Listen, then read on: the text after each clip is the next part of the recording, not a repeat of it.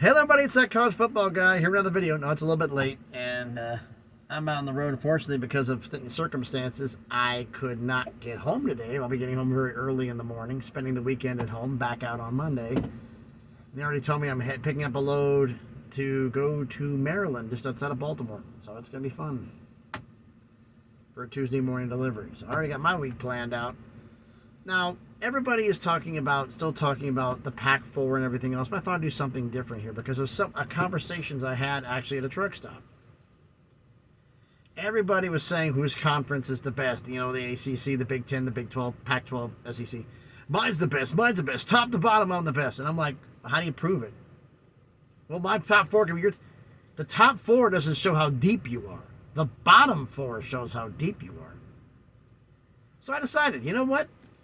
Why don't I compare and settle this argument from this past season's information, the bottom four teams in each conference, who actually was the best, who had the best record.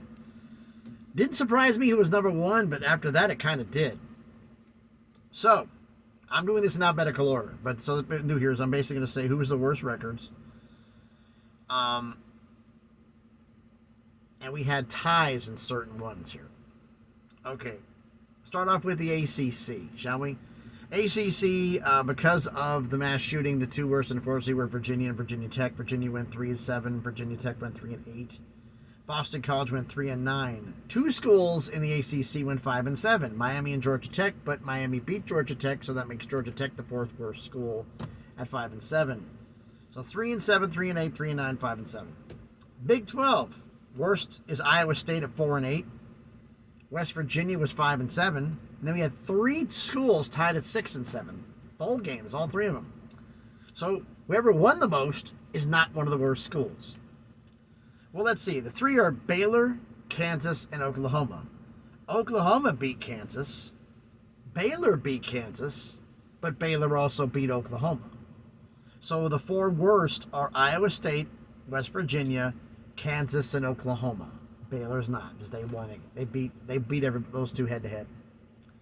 The Big Ten four worst, no dispute, no tie breaks.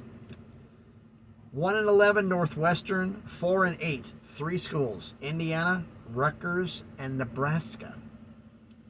In the Pac-12, you've got Colorado at 1-11, Stanford at 3-9, Arizona State at 3-9, and Cal at 4-8.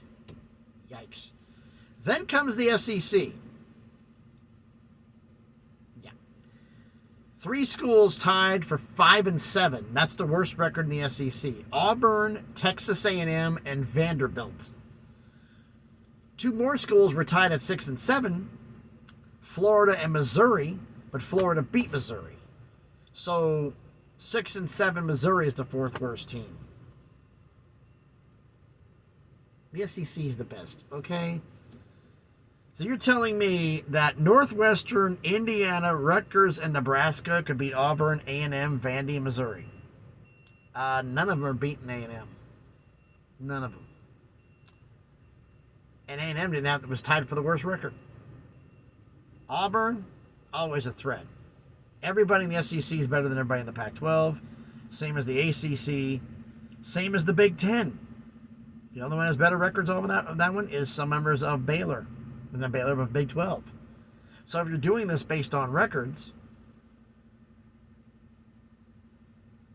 SEC 3-5-7, 2-6-7, and 1-6-7. They're first. Second would be the Big 12 with Iowa State at 4-8, West Virginia 5-7, Kansas and Oklahoma at 6-7. Then you'd have, as you look at the wins here, you have 8. Maybe we should just do that here, make it interesting for everybody as I pull out the trusty pen here. Forget the losses. How many wins did you have? I'm talking the bottom four teams. The ACC has 14 wins. Between the bottom four teams of the Big 12 has 21 wins. The bottom four teams of the Big 10 have 13 wins. The bottom four teams of the Pac-12 have 11 wins. The bottom four teams of the SEC also has... That can't be right. Yeah, I screwed up on that one. 12 and 9. Actually, no, it's 21. 21. 21. So actually, if you add the wins up, 15 and 6 is 21. 4 and 5 is 9, plus double sixes is 12. 12 and 9 is 21. So actually, you go by wins, the Big 12 and the SEC are tied, but they have more 6 and 7 teams. But their worst team, if we're talking about the worst team is better. It's like, can Iowa State and West Virginia battle Auburn, Tennessee, Texas A&M, or Vandy? Iowa State. What team for Iowa State would show up? West Virginia and Vandy actually be a pretty good game. Neither one of them is beating A&M. Because A&M had a bad year. They're not going to be that bad this year. Auburn, that's another battle, so you do that one. Kansas and Oklahoma against Florida, against Missouri. So hey, it's tied for first place between the Big 12 and the SEC. Since they're tied for first, the third would be the ACC with 14 wins. Fourth would be the Big 10 with 13 wins, and the fifth place would be the Pac-12 with 11 wins. Gee, there's a stunner. The Pac-12 is in last place. So if we actually do the math, yeah. The bottom of the conferences. The SEC and the Big 12 with 21 wins. That's crazy. I thought the Big 10 be there, but the Big 10's worse than the ACC. And Virginia Tech missed 3 games because of the shooting, the tragedy. No such luck with the Big 10. Big 10 claims to have the top shelf. Yeah, you do, but your bottom sucks. And this is the proof right here. Now, the Big 10 adds Oregon, Washington, USC, and UCLA, which makes them more dangerous. The Big 12's adding, unfortunately, 2 of the teams on the Pac-12's list in Arizona State and Colorado combined together for 4 wins this past year. That's nuts. They're going to come into the Big 12 not this season, but next season. SEC is going to be taking Oklahoma and Texas. And the ACC, not this year. This next offseason, we're going to see some things happening. So, this is crazy. Tell me, do you really surprised at this where the SEC and Big 12 both had their 4 worst teams combined for 21 wins apiece? Or the fact that the ACC had more wins at the bottom of the conference, had more wins than the Big 10? That's kind of surprising. Let me know what you think about all this down in the comments. I'm a little bit surprised about this. But, wow. So thanks everybody for watching the video. One note, I have been talking to people I know in the Mountain West. And Gloria Nevarez and the commissioner of the Mountain West is pushing hard to get Oregon. Invitations have already been offered to Oregon State and Washington State. They are holding off on accepting them until they find out what the situation with the ACC is. I've gotten that from several people and reported by a bunch of people. Stanford and Cal have not been offered as far as I know. Just allegedly, Stanford turned down a Big 12 invite. If the Stanford turned down a Big 12 invite, they're not going to the Mountain West. They're not going. I think they wish they would have taken that invite now. But there's still the possibility they might. I don't know if it's even still being offered, to be honest with you. What would you rather have, Stanford or Arizona State?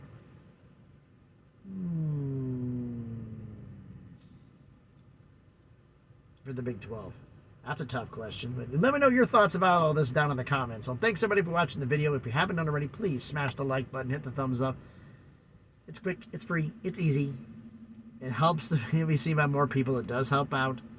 Comment on the video. Tell me what you think about this, about the surprise that the depth of the conferences or the fact that the Big 10 was 4th place out of the Power 5. That's what surprised me. And if you haven't already, please subscribe to the channel.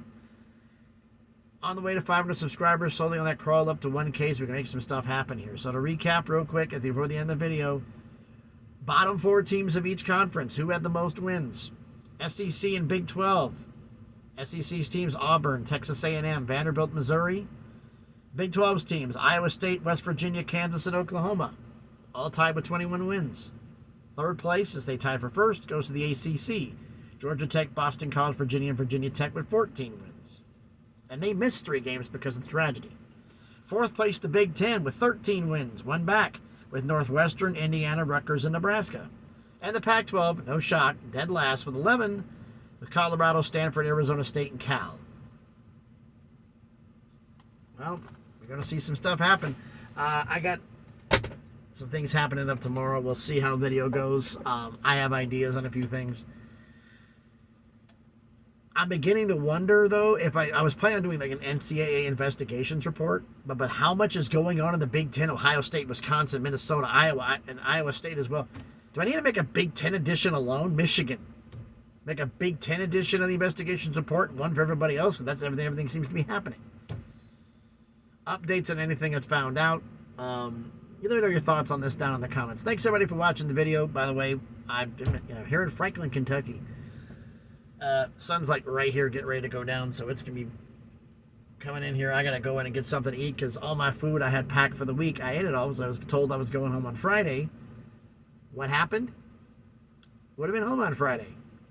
Got told an emergency load, go pick it up, go to Westchester, Ohio to pick up the trailer, take it back, go north from where I was in Carrollton, an hour and a half north to Westchester, Ohio to pick it up, then come back south to Glasgow, Kentucky.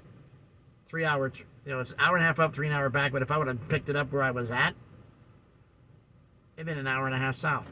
I wasted 3 hours. Could have been home. But that's how it goes. Waited a long time to get delivered and everything else. Had delays, but that's just the way it is. Life of a trucker. So thanks everybody for watching. Hope everybody's having a great Friday. Not cooking like I am. Be safe out there and please be good to each other.